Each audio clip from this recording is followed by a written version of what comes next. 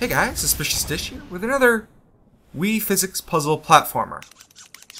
Developed by THQ sub-studio Blue Tongue Entertainment, it's one of the more original IPs for THQ. They're mostly known for making licensed games and things like that.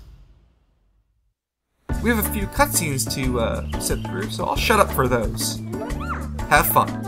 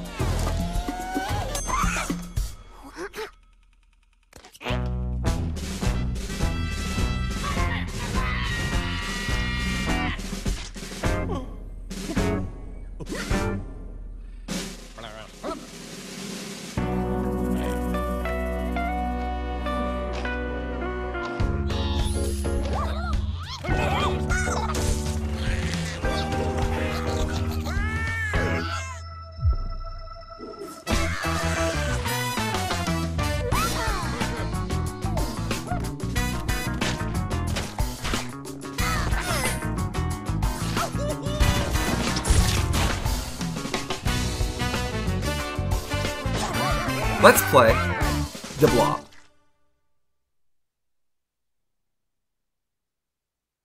Okay, so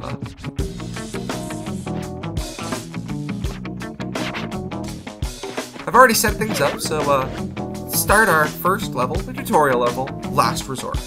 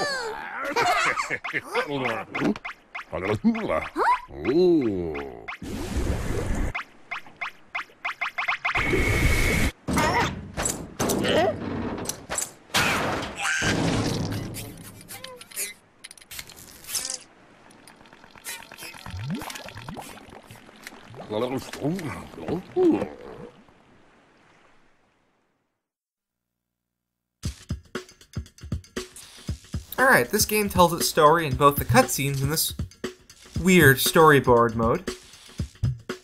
It doesn't work so well in video form, so I'll mostly be cutting these out and posting these sort of transcripts in the update posts themselves. So watch out for those. And right away, the game thrusts us into the world as the eponymous Blob. And before we can get anywhere, we're interrupted by this guy, the Professor. You saw him in the opening cutscene, and also the level cutscene. He explains the plot to us, and what we're going to be doing throughout most of the game. The other people you saw in the cutscene, we'll meet them too, but a bit later.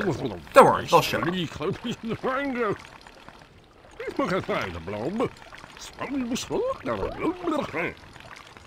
This is of course a Wii game, so that means that we have to have some form of motion control. The game's teaching us right now about color, but I'll explain it to you. You know, these tutorials are not meant for you guys.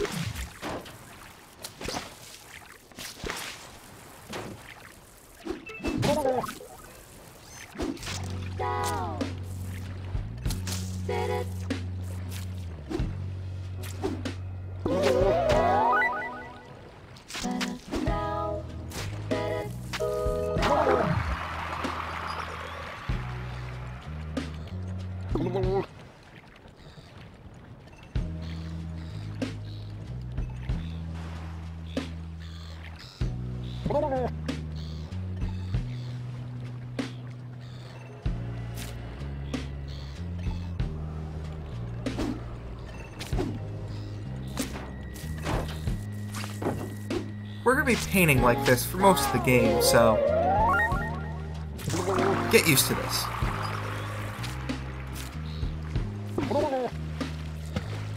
Dousing ourselves in water clears us of our current color that's being painted. We'll see more colors introduced later.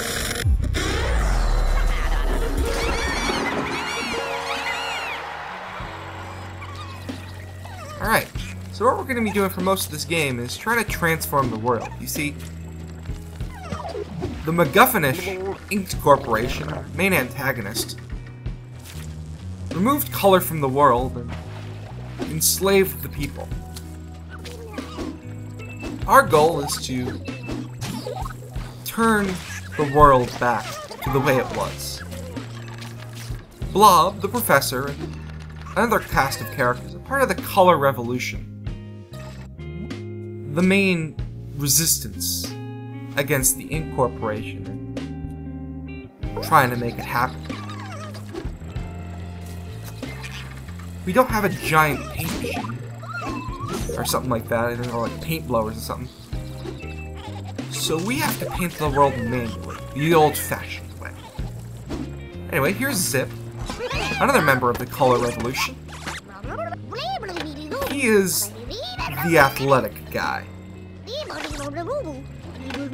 Right now he's teaching us how to jump, but we'll be seeing a lot more for other sorts of things later. He's also showing us about challenges, our main form of rails in this game. We will see challenges a lot. Challenges are how you do everything in this game. Chances are, if you've painted a building, it's at some point going to be covered by a challenge, and you'll see exactly what I mean here. The game starts us off with a 1-star challenge. Don't know why it wouldn't do that. And Artie wants all these buildings red. Let's do that for her.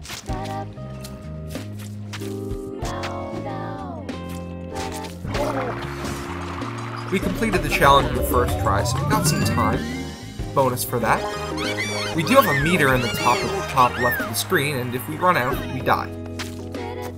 And we start all over from scratch. There are no checkpoints in the levels like this. It's just you start over and that's it. The game also thrusts us into freeing the citizens. If you paint all the buildings in an avenue or group or usually a section that's clearly delineated,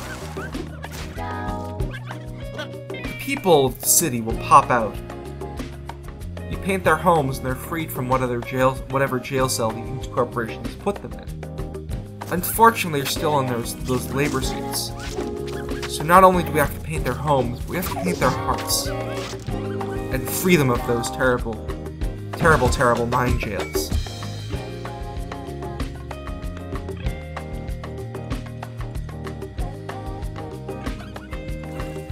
This game is also, there's a few other meters that you'll see on the screen. On the top right, there's color energy, which is basically a points system. Painting will give us color energy. Completing challenges will give us point energy. Sorry, color energy. Collectibles like that will give us color energy. And things like transforms that we've seen before, the gates are unlocked based on your color energy. The other meter is paint points. Just down in the bottom right. If we run out of paint points, we'll turn clear, like our watered down cells. That's no good. So we want to always have enough paint points. Anytime you paint something right now, of course, they'll introduce more complicated things later, but right now anytime you paint something, you'll use up 1 paint point. And those paint bots, they'll give you back 10. This game is also quickly introducing color mixing. Collecting red and yellow, one of the two primary colors, gave us orange, the secondary color. This game, of course, uses an attractive color mixing system, where red, yellow, and blue are the primary colors. gameplay reasons, adding yellow to orange gives us back yellow, so combining red and yellow gives us orange, and then using one of those primary colors again gives us that primary color back. Mixing all three by sort of collecting a blue when you're orange gives us brown, which we'll see a bit later. Actually, very soon, considering the blue thing right there.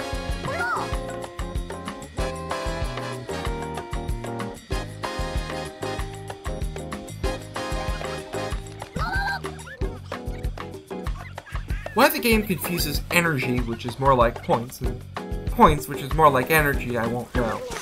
And it's really not that smart of them.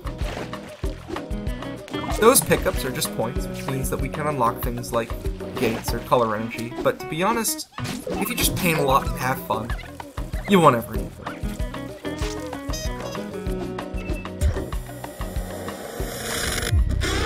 Transforms paint the area and things around it, like walls and trees.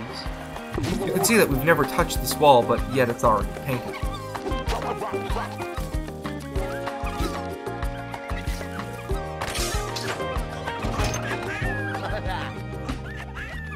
And here we are in a new area, with the gate unlocked and opened. Unfortunately, we're back in a bland gray zone. The soundtrack dulls down, the sky turns gray again. It's not fun. We're gonna have to lighten up this place a bit.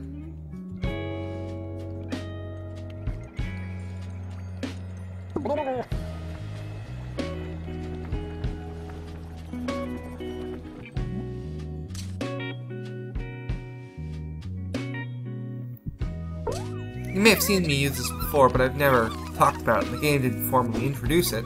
This is the compass. By pressing and holding the A button, we'll get a little ribbon around us, which shows us where colors are, where the nearest challenge is, where water is. Very useful. Quite soon.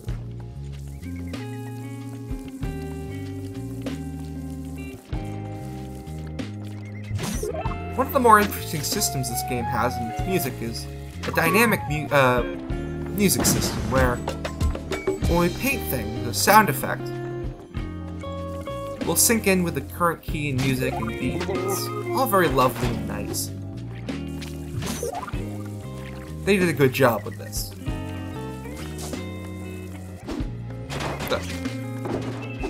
Yeah, that wasn't the correct way to associate that, that trigger there.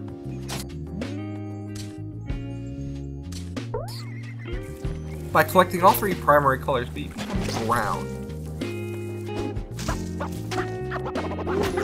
The game calls it coffee brown, but I think we all know what it really is.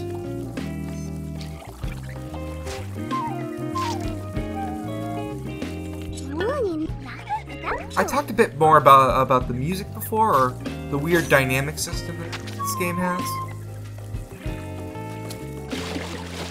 But you may not have noticed that with each color we have comes a different sample. With the reds, we have the chorus of oohs and ahs. With the greens, we have these lovely organs. With blue, we have guitar. And with yellow, although I didn't show it all, I didn't not here at the moment, yellow gives us some flutes. Brown, which we've already heard, gives us a DJ record scratch, and that's everything except for purple. We'll find that later.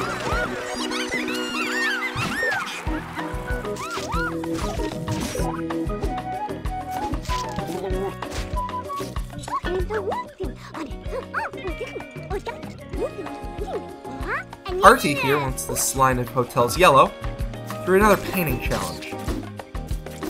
This game also has some platforming elements, as you can very clearly see that I'm not doing well at. But all is well and fine. They give us plenty of time to do other challenges.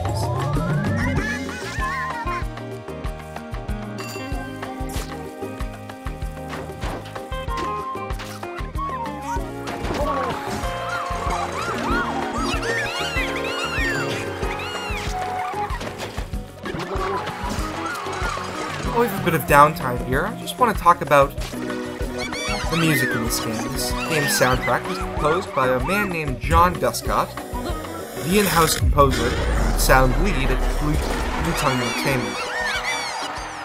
This game soundtrack was done live, actually, by a set of studio musicians known as the Blue Tongue Ensemble Band, as they're labeled in the credits. In a time where big industry players are moving more towards synthesized music and MIDI, especially for reasons like the dynamic music system, it's refreshing and comforting to hear live studio musicians and things like that. Especially with a dynamic music system like John very carefully and wonderfully implements in this game here.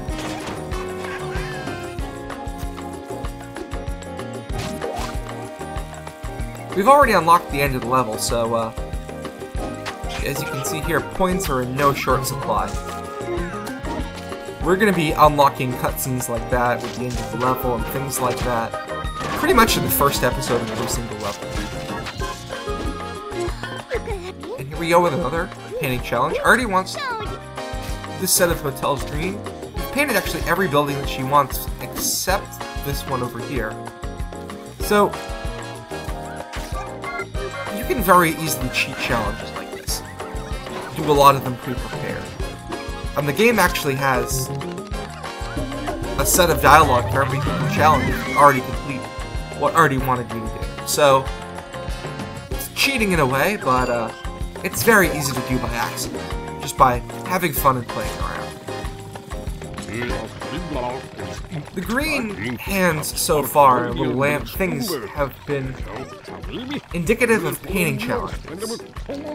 These brown ones, which are administered by the professor, are landmark challenges, or defense challenges. I'm not sure exactly what they are.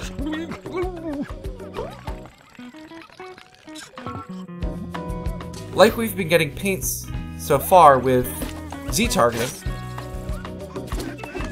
simply Z-targeting this sort of open area and shaking it around a bit will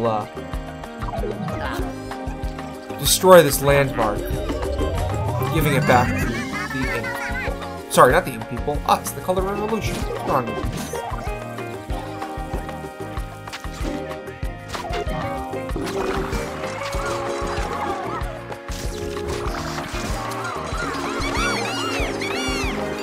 This game very aggressively keeps track of your stats. Things like how many buildings you've painted, whether you've gotten all the radians, and things like that. I could 100% this game, but I won't. This is supposed to be a chill LP, and to be honest, you're probably already bored of me just wandering around painting buildings at random. Oh hey, look, there's that one. So, you don't want to watch me fail at marking and painting buildings any more than you need to, and I think it would just take longer and be more boring for both of us. I'll certainly, just to show it off, 100% a few levels or so. Why wouldn't that?